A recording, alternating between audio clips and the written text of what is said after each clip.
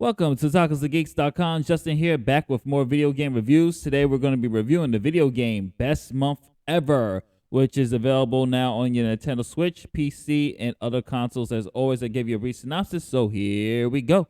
Take part in a roller coaster of emotion with Louise, embarking on a road trip of a lifetime through the 1960s in the United States, trying to show her son Mitch how to navigate the often cruel modern world. What does it take to be a mother? Telling good from bad was never easy, all the less when you're a single mom in her late 20s with a clever 8-year-old under your care. Each choice you make in the crucial few moments we all know may change our lives for good in a split of a second. Influence what kind of person Mitch turns out to be and what values shall guide him once he becomes his own man. And this was really good. I enjoyed the hell out of this. This is a narrative story driven video game. When it comes to gameplay, let me just talk a little bit about the gameplay. The gameplay does have some easy puzzles. Gameplay is more of interacting and making decisions. Decision making is the main core of this game because your decision as Louise and as Mitch is going to shape the type of person that Mitch becomes as an adult. And the way this story is told through the narrativization of adult Mitch. So Mitch is actually giving you feedback on the past as you're playing the story, as it progresses. And I had to say, as far as the story goes, it's a very well written story. I enjoyed the hell out of this narrative, especially Louise and Mitch definitely are great protagonists here. Play off very well, and it's a deep story. It's an emotional story. There are tense moments in this story because you become so connected with Louise, what Louise is going through, what Mitch is going through. There are some twists and turns in the story, which for full disclosure of spoiler free, I am not spoiling anything, but there's something going on with Louise, and there's a reason why she's doing what she's doing. And you have to make decisions that you are going to have to make tough decisions, and Mitch is watching. So how you react is how Mitch might react in the future. How you treat people. Do you decide to lie? Do you decide to steal? Do you decide to help people?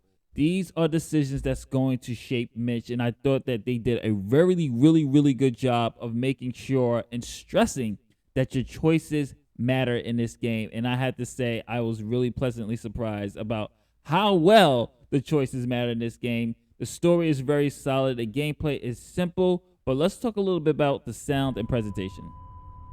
Welcome back home, my little girl. Mom, can I have a black cousin? I'm not done yet. It was God's will for Lou to return to us, right, Lou? I guess so.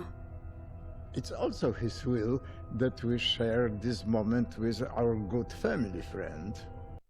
The voice acting is a hit or miss.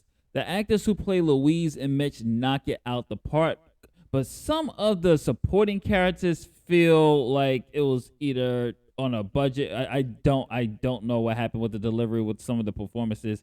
It kind of took me out of it, but it wasn't to the point that it ruined the experience. But there are certain scenes, certain actors that kind of I'm not sure if they're even actors. Maybe they were part of the development team. They couldn't find voice actors.